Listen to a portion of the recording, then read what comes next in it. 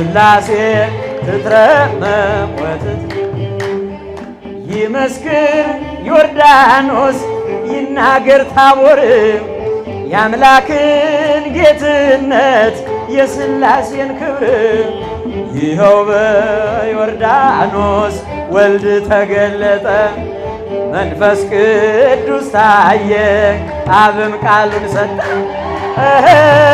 ሥላሴ ትትረመም ወትትነከር ሥላሴ ትትረመም ወትትነከር ሥላሴ ትትረመም ወትትነከር ሥላሴ ትትረመም በስም ሦስት ሲሆን እንዲሁም በአካል በግብርም ሦስት ነው ያለ መቀላቀል ፍጥረትን